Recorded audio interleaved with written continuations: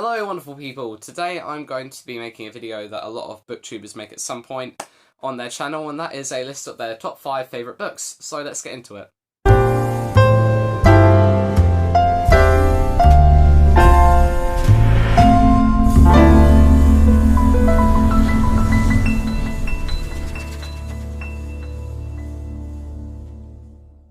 Recently I haven't read or watched anything that I have enough opinions on to go into in depth. The most recent thing I finished reading was Soul Music by Terry Pratchett, which is kind of a satire on the music industry and rock and roll around the 80s, which I know nothing about, honestly, so I can't talk about it very well, and I've not really watched anything, or at least not finished anything that I've been watching to the degree that I can talk about it, so here we are. And this is quite nice for me because this means that I can talk about books that I read before I was on the channel, or maybe haven't reviewed on the channel because when my phone wasn't working. So now I get to talk about them to you. This is all going to be non-spoiler because this is kind of me recommending them to you. You know, this is my favourite books, and if you're interested, go ahead. It's not just books, by the way. I'm also going. Well, there's one book series in here, and that's only in here because I've read the whole thing, so I kind of count it as one unit. But that's the only one, that's just one exception. We're going to be going in ascending order, so we'll be coming in at number 5 and going and stopping at number 1. Just a clever way to make you stick around, but you probably will forward wind. But I'm lonely. So, without further ado, let's get into the 5th book, which is The Last Wish by Andrzej Sapkowski. That's the first time I've said his name without stuttering. Hurrah! Okay, so, to the unenlightened, The Last Wish is the first book in the Witcher saga. The Witcher is made up of 5 novels, 2 short story collections, and 1 prequel. So it's expansive, there's a lot of books in it, there's 3 video games made of it, of which I've played 1, and there's a Netflix TV show, of which there are 2 seasons. I've watched all the all of the TV show, and I'm on The Blood of Elves, which is the first book in the novel series of The Witcher. I've read all the short stories in the prequel, but of all the ones I've read so far, this one's been my favourite, and as I said, this is the first one. So let's get into why that is. So, The Witcher, it follows Geralt of Rivia, who, believe it or not, is a Witcher, and a Witcher is a monster hunter, and I find that quite unique as a POV. I'm not going to pretend that my knowledge of niche or lesser well-known fantasy stories is expansive, because it's not, but I've never heard of anything that follows a monster slayer before, and so that's why this story is a bit of fun, because it does, and it feels like a breath of fresh air, and this whole book does as well. It's written by a Polish writer, and so that means that his influences aren't as Western, or at least as, I don't know, American British. There's a lot of mainstream books, and so that's nice. That makes this interesting and new. And so why do I like this? Now, the short stories in here aren't chronological. They kind of jump around on the timeline, and it's all based around one singular short story that acts as an interval between the main short stories, if that makes sense. I've explained that really badly, but yeah, it's basically Geralt, who has been injured, reminiscing certain events while he's healing, and that reveals different aspects of his character. Each short story has a purpose in revealing it. Like the first one reveals kind of just what a Witcher is, how they function, you know, how they do their job, and also explains why he's healing.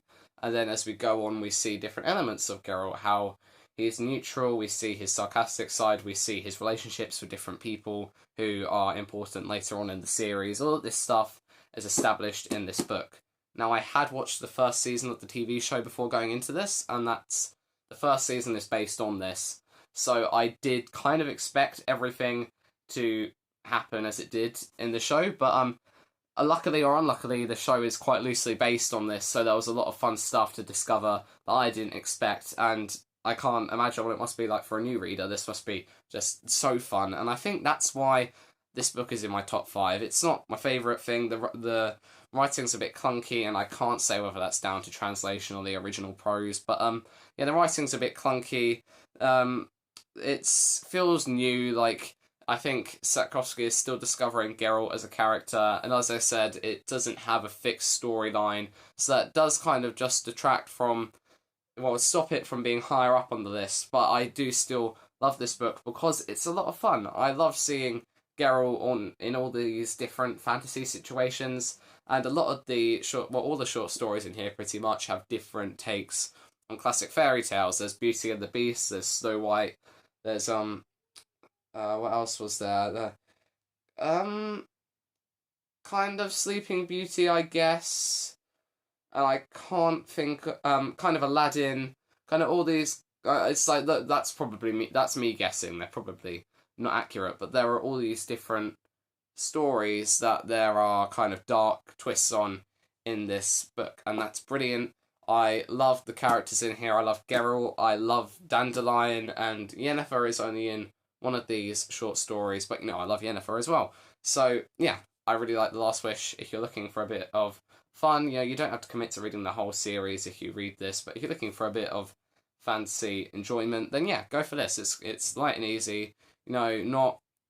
I don't think it's what am I trying to say? It's not overly dark. It's like it's relatively heavy going, but it's nothing messed up like a lot of adult fantasy is. So this is quite nice, and as I said, a breath of fresh air as a fresh air as a short story collection which I've never read before, and being from a different part of the world. Okay, number 4 is the series on this list, which is Fullmetal Alchemist by let me try. I'm sorry if I don't say her name right. I think it's Hiromu Arakawa. This is a manga series, which means it's a comic written in Japan. The format is from the... Well, as you can see, I'm holding this book with the spines here and the covers here. That's not how books should work. I should be holding it this way, and the spine should be on my right, but it's on my left, and we read it this way, right, in that order. You also read the bubbles in manga from left to right. So yeah, that's just a side note, but that made this quite a unique reading experience as is. But let me quickly tell you what Fullmetal Alchemist is about. Fullmetal Alchemist is about this guy and this guy. This guy is called Edward. This guy is called Alphonse. They're brothers, and in their past they no, that's the wrong place to start. In the world this is set in, there's this thing called alchemy, which is a science or magic where you turn something into something else, and it has quite a few laws in the magic system, which makes it quite new and interesting. But how does this relate to anything I'm saying? Well, these two characters committed kind of like a taboo thing with alchemy, and that resulted in the loss of this guy's body. His soul is bonded to a suit of armor, and this guy lost one of his arms and one of his legs. And so it's about these two brothers recovering from their trauma and trying to reach their goal, which is, at least at the start of the books, to find the Philosopher's Stone and get their bodies back after the horrific thing they did.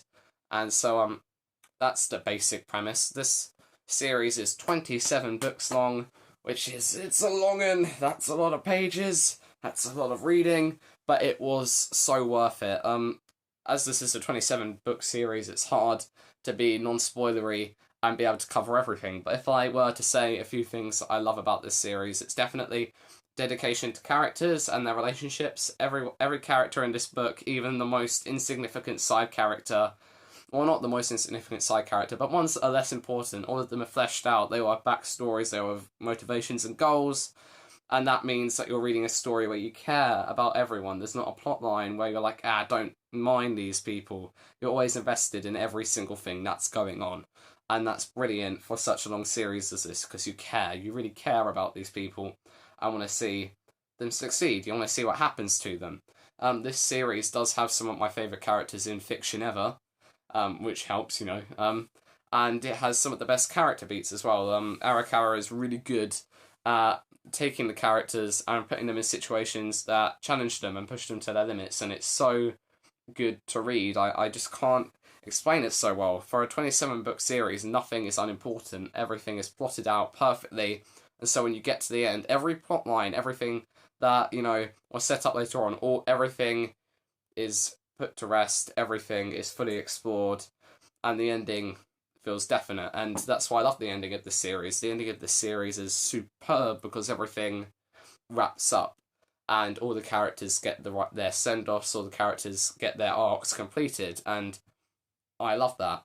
So Fullmetal Alchemist I love for this was like the first anime or manga that I ever looked into, so it's got this nostalgic place in my heart as well. You know, it's was my little window into that medium. But I love this series for how well it tells its story, its commitment to its characters, its unique magic. I can't speak. Its magic system, and I don't even know what I was gonna say. But its magic system and there isn't. Uh, and it's action. This because it's a comic, it's action. Well, not comic because it's a manga. It has some manga. It has some, the action is visible, and that means it's fun to read in ways that a regular book isn't. So just overall reading experience for me, like The Last Wish, it was new. I love the characters, which like this would be higher on the list. Like everything above The Last Wish here is like just fighting for my favorite book because all of them are brilliant. But this one is just further back, possibly because of rereadability issues. It's 27 books long, I'm not going to commit to rereading this. Well, I'm going to have trouble to committing to rereading it, But I love this story. It has such a dear place in my heart, as do the characters. So I highly recommend this if you want to get into manga, if you're an established fan of manga and somehow haven't read it, go for it. This is a brilliant series, and I pretty much recommend it to anyone. I think everyone should read this. It's just that good. Numero tres is Good Omens by Neil Gaiman and Terry Pratchett. So you're going to see that Terry Pratchett comes up quite a lot now. Now we're in my top 3. And did I say Terry Pratchett or Neil Gaiman? Well, Terry Pratchett comes up again in my final 3. He is currently my favourite writer, so that comes as no surprise. But Good Omens is also written by Neil Gaiman. They worked together to write this story, and it is TV show, as you can see. This is the TV show cover. The TV show is phenomenal, really, really good. Watch that as well. That's just a side note, but you should definitely check that out. But Good Omens is the story of these two fellas. This is Crowley, he's a demon. This is Zerathal, he's an angel. They're best mates, which is, which already makes for a fun concept. Like, I would read a book about an angel and demon who are best friends any day, but then it's written by Terry Pratchett and Neil Gaiman, who are some of the best writers of our time, and then, it just elevates it to new heights. So, I read this book a long time ago, and so I can't remember the details of the story very well, and can't be as specific, even though I'm being quite vague anyway, as specific as I have been with the previous books about why I like them, but I have such a feeling of love for this story. It's kind of the first of its kind I've ever read. I've never read comedy-oriented books before. This just felt so light-hearted, and yet so profound, and so, yet again, new. A lot on this list is new to me, and that's a weird recurring theme. But this story has a real, big place in my heart. The characters, yet again, I think I'm a character reader, folks. Who would have thought? In this story are really good, particularly the main two. I love watching these two have banter and, just squabble like an old married couple, but then seeing how they're always there for each other is wonderful. They're so endearing. And just the story as a whole, I can't remember the details of it, but I remember it being so kind of unique. It's about these two trying to stop Armageddon. It's got a lot of religious undertones. It's got a lot of religious themes that I can't remember very well, but I remember them. I remember them being really good. And I just love this is Terry Pratchett. Terry Pratchett is great at using comedy to get across his views on, real things like religion in this story. He does that. I'm not sure how much of it was Neil Gaiman and how much of it was Pratchett, because this is kind of a blend of both their styles, and it's hard to see where they both end, but I'm guessing that a lot of the comedy came from Pratchett, although I'm not sure. But I just love this book for what it is. It's a standalone. Unlike the other two, you don't need to commit to anything to read this. Yes, it's kind of a thick boy, but this is such a good read. So kind of universally, I think universally you would enjoy this. This is just funny and gripping and emotional. I think there are a few emotional moments anyway. I've got a lot of emotions associated with this book anyway, so yeah, I'm going to guess it was. It's just good. It's just really good. And I won't waffle about it anymore because I'm not going anywhere and I'm chasing my own tail, but yeah. Watch the series, read the book. I really recommend this. It's just iconic. Right, number 2. Number 2 used to be my favourite book, but now it's not anymore, and that is Rita Hayworth and Shawshank Redemption by Stephen King. It's such a diddy little thing. That's a positive already. Positive about this book, it's so diddy. It's 130 pages long. So of all the books on this list, I would recommend this one the most because it's not as niche as my number 1. It doesn't require any commitment whatsoever. It's just a good standalone book that can take you one sitting to read if you're that kind of person. So what is this book about? This book is told from the perspective of Red, who is a prisoner in Shawshank, which is, that's in the title. He's a prisoner at Shawshank, and this is him telling kind of his story, and also the story of his best mate in prison, Andy Dufresne, who he formed a bond with during Dufresne's time there. And that's the bare-bone description of the story, but it's Stephen King. There's so much more to it than that. Stephen King has a way with words that just, it ushers you in and says that you're interested in this, you want to know what happens. And with a short form book, that's great. You're in, you're out, and you find it hard to put down. It's just, so good. And this isn't a horror book, like most of Stephen King's books. Unlike most of Stephen King, but unlike most of Stephen King's books, this is not a horror story. This is the opposite of a horror story, and I guess you could say that some elements of it are kind of horror, but not in the supernatural way. It's just in the way that humanity is. That this is a book about the nature of humanity, I kind of think, and it's about hope, and it's about having dreams. It's so uplifting. That's why I love this book. It's just I think of it and I feel happy because this book has such an uplifting message in the end. The book is about hope. I think the last word in the book is hope. It's all about that, and it's also a critique of the prison system and justice. It's just so good, and it's so short. It does so much in so little. I cared about everyone, and I only had 130 pages to do that. So of all the books in here, I think I recommend this one the most. I could preach this like the gospel, and I've not got anyone to read it yet, but please, it doesn't take much. It's brilliant. It's such a gem. Yeah. Okay, number 1, drum roll. It is A Reaper Man by Terry Pratchett. So this is the something book. It's like probably the 10th book in the Discworld series. Let me find the exact number.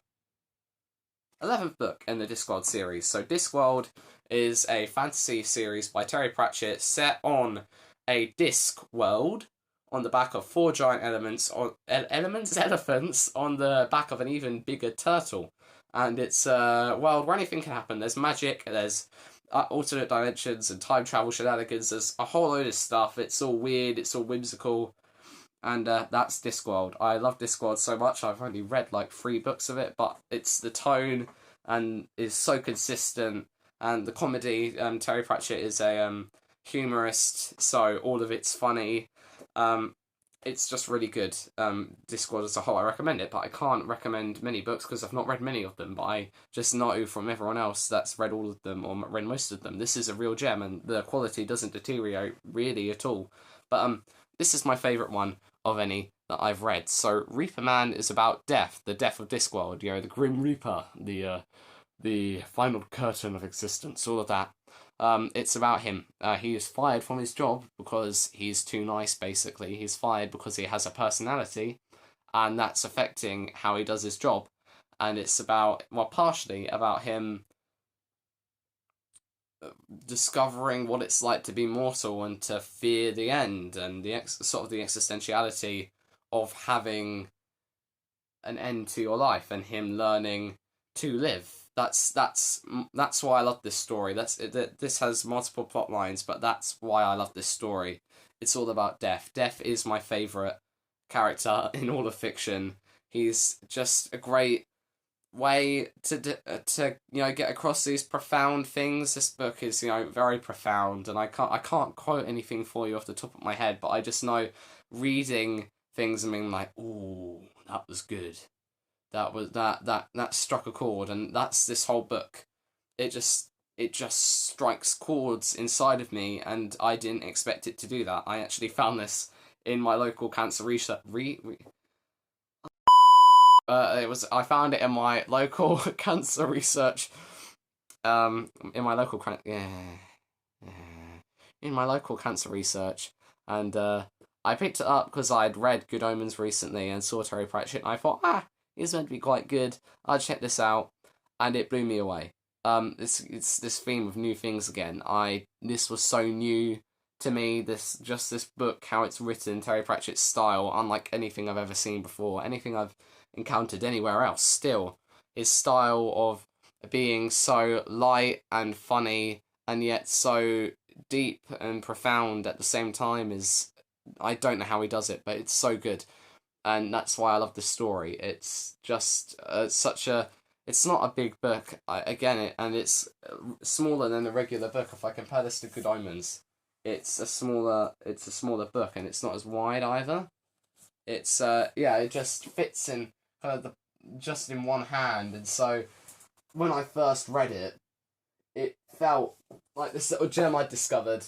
It turns out everyone knows about Discworld. I was just living under a rock, but it just feels so cute, and I can't explain it. But I've spoken about death. There's another plotline in this book which is relating to death, or the absence of death, and it follows Mr. Windlepoons, who's a wizard who dies but then comes back because there's nowhere to go because there's no Grim Reaper, and it's about the effects of people not dying and the effects of new deaths springing up to take the place of the old one. It's all such a good story. And yes, the wizard section isn't as good, but a lot of people are quite harsh with it. They say it's a bad story, it doesn't make sense. It does. There is an explanation, but I can't go into it. But even though the wizard story isn't as good, bad in Terry Pratchett standards is excellent in regular standards. And so there's no unenjoyable thing in this book. All of it's funny, or all of it is interesting to read, and so I love this book. I love death, and I love there's a romance in this book that I love, and I just love the themes and the way this book feels. It's just special for me, and I would really recommend this. But Discworld is Discworld is a big series, and I've read a lot of articles about how to break into it, and no one's ever said this. Now, this was how I got into it, but I missed a lot of stuff that I've now picked up on. Now I've read more Discworld. I'm like, that's what that's talking about. Yeah, okay. But I love this book. It's so close to my heart, and I've reread it, which is crazy. I've never reread a book before, but I reread this one, and that says volumes as well. And I enjoyed it even more upon rereading it, and I intend to reread it again soon. So, Reaper Man, I recommend it. I love this book, and I can't talk about it enough, and I'm so sad that I haven't been able to review this, and I think I will at some point when I reread it again. But that is the end of the video. Thank you so much for sticking with me, just hearing all this stuff. I don't get to talk about those books enough, and so if you did stick around, I'm grateful, and even more importantly, I would love to hear your favourite 5 books, or if you've read any of these and agree with what I'm saying. I don't get many comments on my videos, but I don't care about the likes. I don't get many likes either, but I get even less comments, and that I want comments because I want to talk to you all. I like discussing these things. I'm really passionate about stories and about writing. So if you ever watch any of this and something strikes a chord with you, feel free to leave a comment down below, and I'll get back to you, because I'm like an excited dog when I see a comment. I'm like, oh boy, someone has something to say back. And so, it makes me feel like I'm not just talking to a screen. But if there's anything you want to add to what I've said, and, your favourite books, I want to hear it all. Please leave it down below. And I'll see you all next Sunday. Don't know what I'll be talking about. That'll be a surprise, but I'll see you all then, and I look forward to it. Have a good one. Bye.